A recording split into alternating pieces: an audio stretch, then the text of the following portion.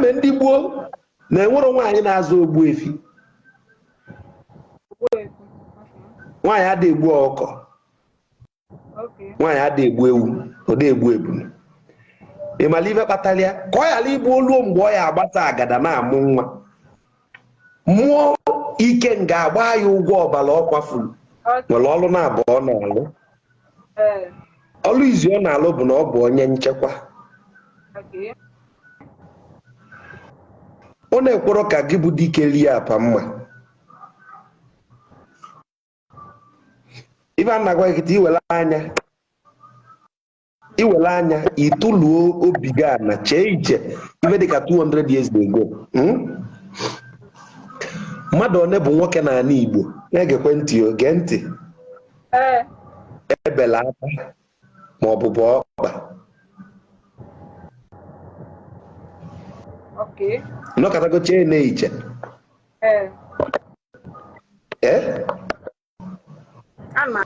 ma ọ bụ asị kịta na mmadụ na-enwe ọya shuga ebe ya ọkpa. Ọ dịrị ụbọchị n'ugbo ọ dịbụla otu a n'ala Igbo. Ọ dịrọ maka na ike nga ga-ada ekwe ka iri apa mma.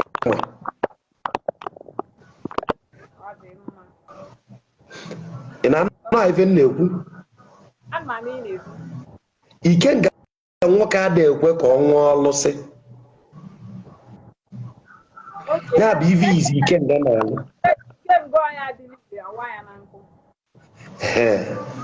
Nenu nke ife Igbo ike nga na-alụ bụ ike nga bụ ya na-ewepụta mmepe ụzọ productivity ịba ulu. Ọ bụrụ na mmadụ ghọta ike nga, ndị Igbo na-atụ ilu sị onye nwere agali na mbọ nwa agali ovu. Onye nwe ike nga inwe agali na mbọ inwe agali ovu. Igbo ochie ka m tụrụ gị, meaning when you have agali na mbọ which is ike nga, inwe agali ovu which is ego.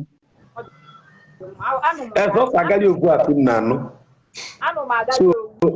So onye nwe agali na mbọ onwe agali ovu, meaning if you become productive, money will come.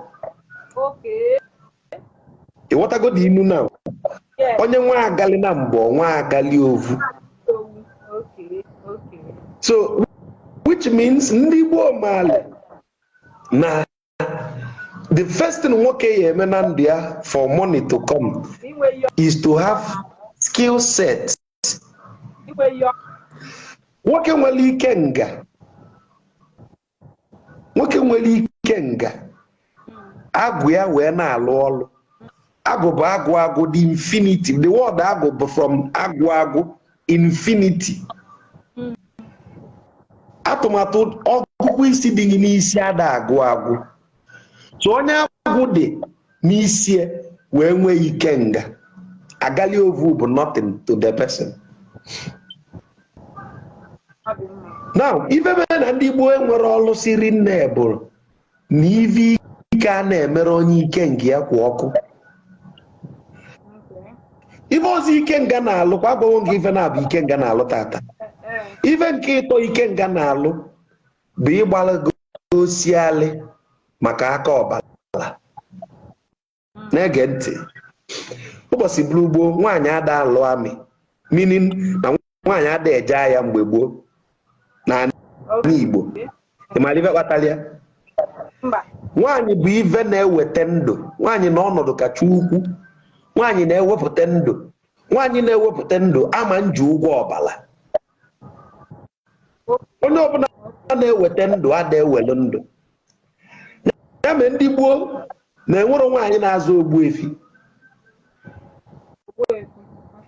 Nwaanyị ada egbu ọkụkọ. Nwaanyị ada egbu ewu, ọ dị egbu ebunu. Ị mara ife kpatara ya? Ka ọ ghara ịbụ oluo mgbe ọ ya agbata agada na-amụ nwa.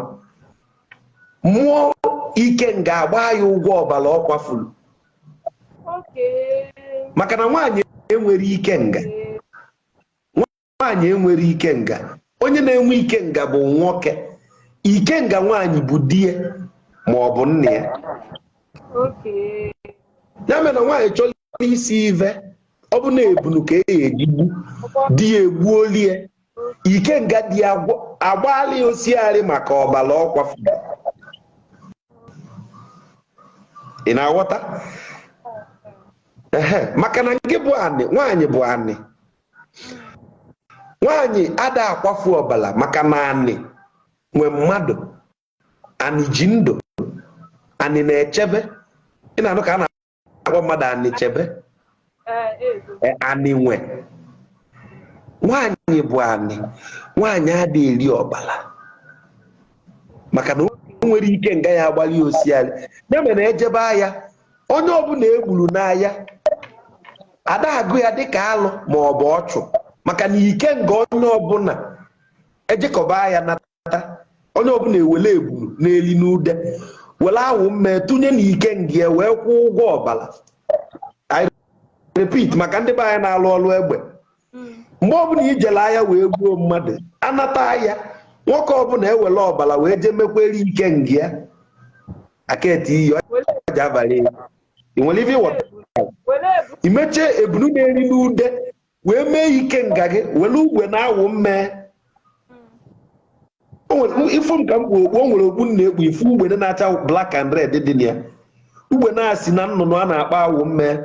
Awụ mme a bụ ugbe na a na-etunyela ike nga, si ike nga na-eji m nke a fiche mme onye ọbụla m gburu n'ahịa. Ama nkụziri gị ya dịka ọchụ. Nke maka ndị na-alụ ihe dịka anyị ma ọ bụ lili. Ọwakwa na mmadụ pụtara ọbata egbuo mmadụ ya.